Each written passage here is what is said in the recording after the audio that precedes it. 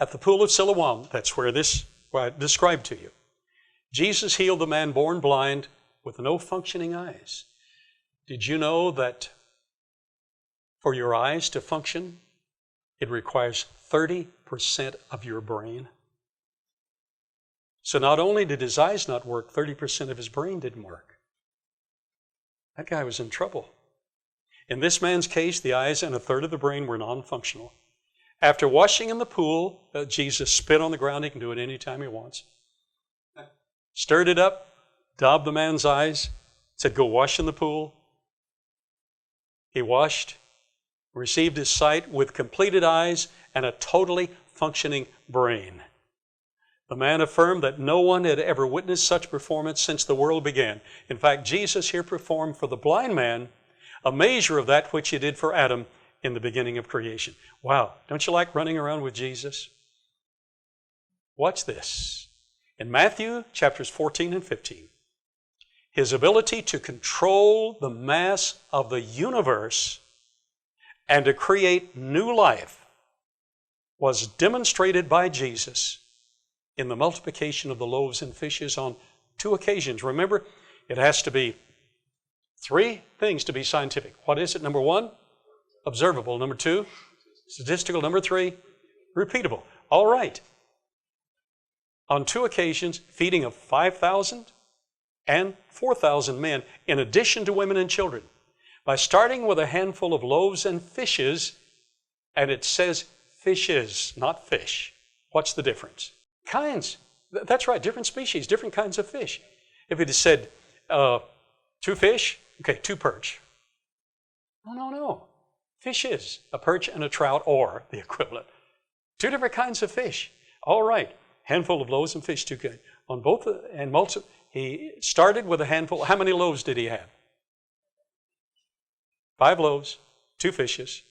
Multiplied them again and again. On both occasions, the master created new life. In doing so, he added the ingredients of water, because he didn't give them stale crackers when he gave them the loaves. They were edible and enjoyable, and biological functions of grain and fish, thus adding to the creation he performed in Genesis. Now wait a minute, we got to stop there a minute. This is over the top. One of the finest astrophysicists ever, with an IQ just off the chart, was one of our best team members, Sir David Otway Ray. 2 years ago went home to glory. Sir David Otway Ray verified this, plus it's in the technical literature. From the observations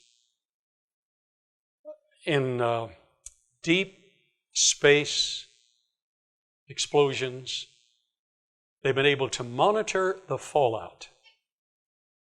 And they have found that if you increase, it is so fine-tuned, the mass of the universe and the energy of the universe is so tuned that it cannot be increased with the size of a medium grain of sand, or the rest of the universe falls apart. 1 grain of sand. Here Jesus, again, he took 5 loaves, 2 fishes. He fed 20,000 people and 15,000 people, men and women and children. He not only broke them, created new life each time, but he added to the mass of the universe. Astrophysicists have determined that if you change 1 physical parameter of the universe, you have to change, as much as a grain of sand, you have to change 800 other physical parameters of the universe. Team, I'm telling you, it's wonderful to run around with Jesus. When he multiplies the loaves and fishes, he just keeps changing his universe. Wow. And we're going to spend eternity with him. These actions with the Son of God were observable. All the guests at the wedding feast, 5,000 men and 4,000 men in feeding the thousands. The Jewish Sanhedrin in a healing of the blind man. Friend and foe alike in the raising of Lazarus. Number two, they were statistical, specific, filling to the brim. Now, when he changed the water to wine, those water pots were either 4 or 5. They were specific, firkins apiece, about size of a 55-gallon drum. One a little smaller than the other, but specific. He said, fill them to the brim. Specific. It had to be statistical.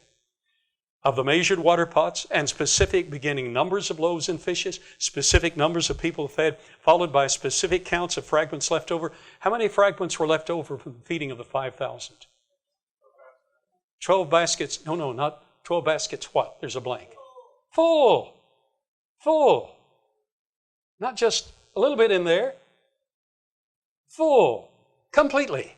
Wow. God does good math. And repeatable. He performed the multiplication of loaves and fishes on 2 occasions, and he raised to life the son of the widow of Nain, followed by the raising of Lazarus. Wow, wow, wow. And since, in our humble observation, following the guidelines of Skurland, the origin of life would require specific steps, we can observe certain details in events Jesus initiated in producing new living organisms. Number one, the formation of living blocks such as amino acids and nucleotides, and creating the elements in the compounds by creating them again while turning the water to wine. Okay. 2, the arrangement of these nucleotides into biologically important compounds. New grape juice. Number 3, assembly of these proteins in a metabolically active system.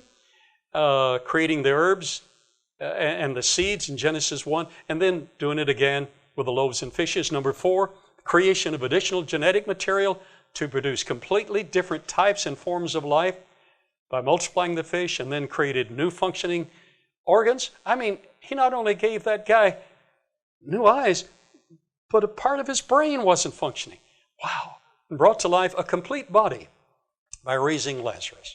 Okay, thou art worthy, O Lord, to receive glory and honor and power, for thou hast created all things, and for thy pleasure they are and were created.